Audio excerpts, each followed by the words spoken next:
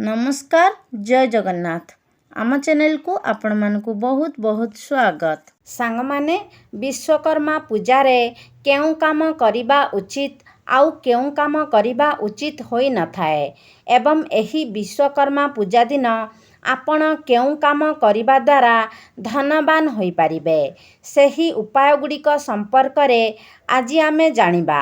सांग माने सेप्टेम्बर 17 तारिख बुधवार दिन अनुष्ठित हेबाकु जाउछि पवित्र विश्वकर्मा पूजा।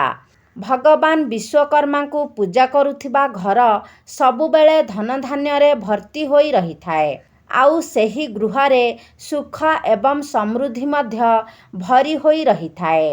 एही पूजार महिमा रे व्यक्तिर घरे उन्नति मध्य होई थाए आउ मध्य से व्यक्तिंकर व्यापार रे उन्नति मध्य होई थाए एवं व्यक्तिंकर समस्त मनस्कामना पूरण मध्य होई थाए। हिंदू पुराण अनुसारे भगवान विश्वकर्मा निर्माण सृजनर देवता अटंती आउ मध्य एपरी मान्यता मध्य रहिछि भगवान विश्वकर्मा इंद्रपुरी द्वारिका अस्तिनापुर स्वर्गलोक लंका आदिर निर्माण करिथिले। विश्वकर्मा पूजा दिन समस्त कंपानी व्यवसाय स्थल गुड़िकरे भगवान विश्वकर्मांकर पूजा करा जाय थाए। चलित वर्ष 17 सेप्टेम्बर बुधवार दिन एही पूजा अनुष्ठित हेउछि।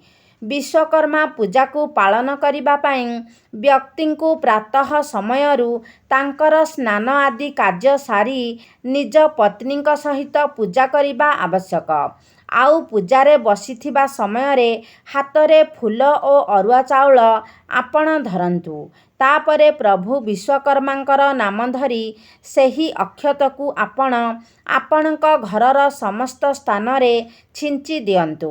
भगवान विश्वकर्मा को आपण पूजा करिबा समयरे धूप दीप फूल आदिर प्रयोग करिबा उचित।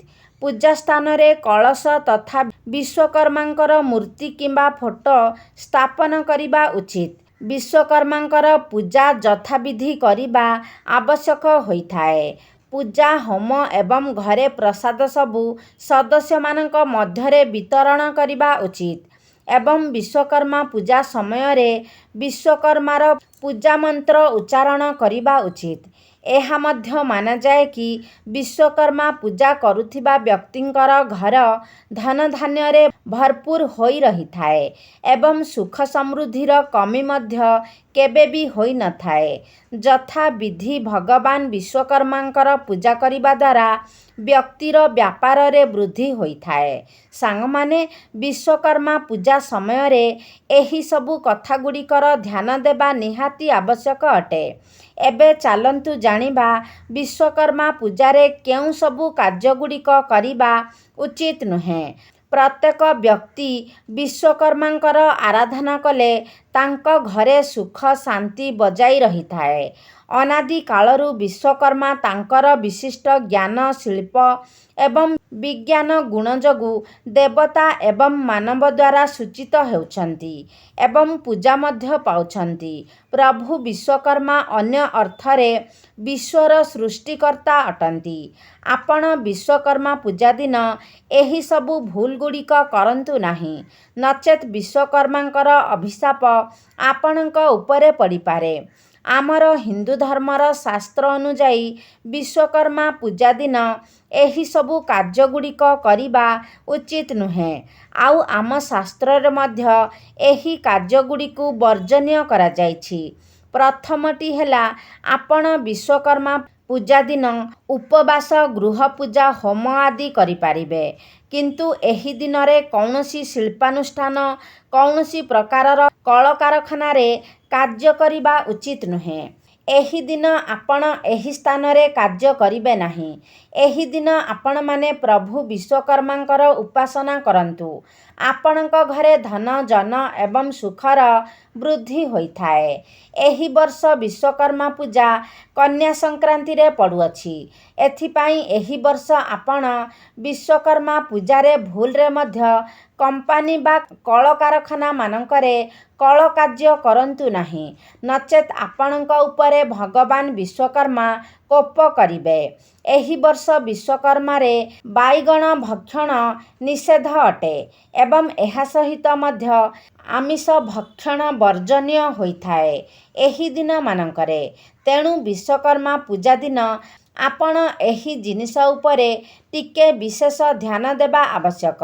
ବିଶ୍ୱକର୍ମା ପୂଜାକୁ ଆପଣ ପାଳନ କରିବା ବେଳେ ଆପଣ ଧୂପ ଦୀପର ବ୍ୟବହାର କରନ୍ତୁ, ହେଲେ ପୂଜାରେ କେବଳ ଆପଣ ଶୁଦ୍ଧ ଘିଅର ବ୍ୟବହାର କରନ୍ତୁ ଏବଂ ଏହା ସହିତ ଆପଣ ବାମ ହାତରେ କୌଣସି ପ୍ରକାର ବସ୍ତୁ ଭଗବାନ ବିଶ୍ୱକର୍ମାଙ୍କୁ ଅର୍ପଣ କରନ୍ତୁ ନାହିଁ ଏବଂ ଆପଣ ପୂଜା କରିବା ସମୟରେ ଯେଉଁ ବସ୍ତୁକୁ ଆପଣ ଆସନ ସ୍ୱରୂପ ବ୍ୟବହାର କରୁଛନ୍ତି ତାହା କଦାପି ଆରାମଦାୟକ ହେବା ଉଚିତ ନୁହେଁ।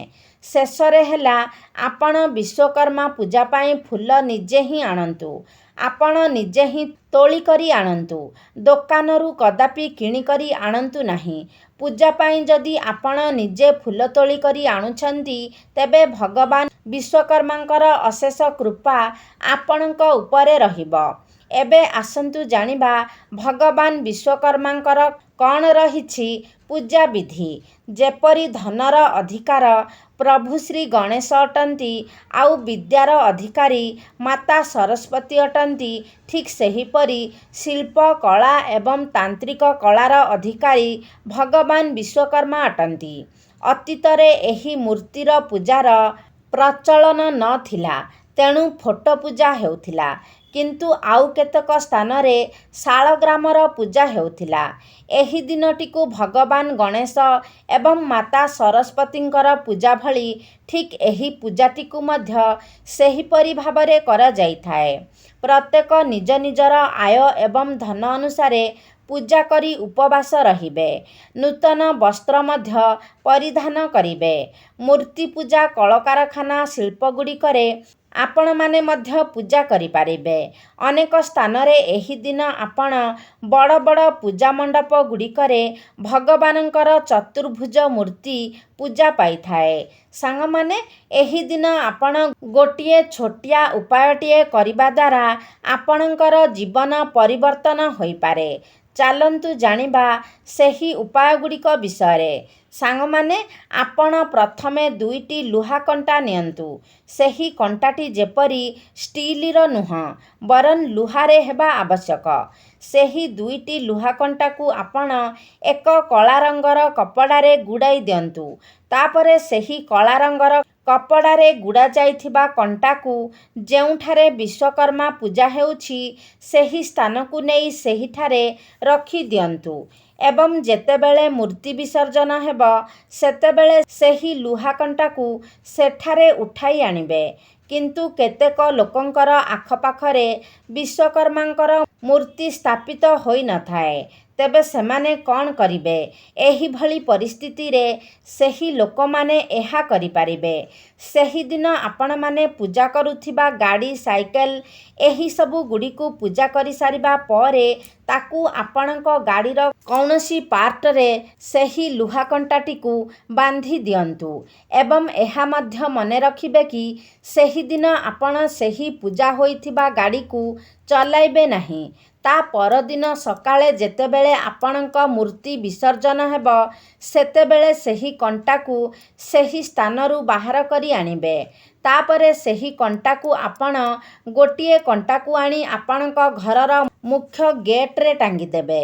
ଅନ୍ୟଟିକୁ ଆପଣଙ୍କ ଘରର ପଛପଟ ଅର୍ଥାତ୍ ଆପଣଙ୍କ ଘରର ବିପରୀତ ଦିଗରେ ବା ଆପଣଙ୍କ ମୁଖ୍ୟ ଦ୍ୱାରର ବିପରୀତ ଦିଗରେ କାନ୍ଥର ବାହାରକୁ ଆପଣ ସେହି କଣ୍ଟାଟିକୁ ପିଟି ଦିଅନ୍ତୁ। ଯଦି ଆପଣଙ୍କର ବାହାର ପଟୁ ପିଟିବା ଅସମ୍ଭବ ହୁଏ, ସେହିଭଳି କ୍ଷେତ୍ରରେ ଆପଣ ଭିତର ପଟୁ ମଧ୍ୟ ସେହି କଣ୍ଟାକୁ ପିଟି ପାରିବେ।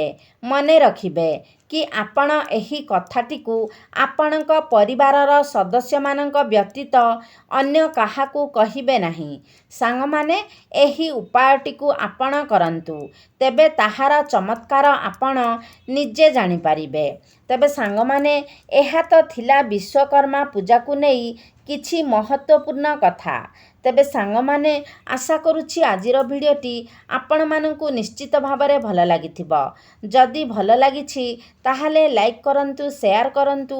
ଆମ ଚ୍ୟାନେଲକୁ ଯଦି ସବସ୍କ୍ରାଇବ୍ କରିନାହାନ୍ତି ତାହେଲେ ସବସ୍କ୍ରାଇବ୍ କରିଦିଅନ୍ତୁ ଏବଂ କମେଣ୍ଟ ବକ୍ସରେ ଜୟ ବାବା ବିଶ୍ୱକର୍ମା ନିଶ୍ଚୟ ଲେଖନ୍ତୁ।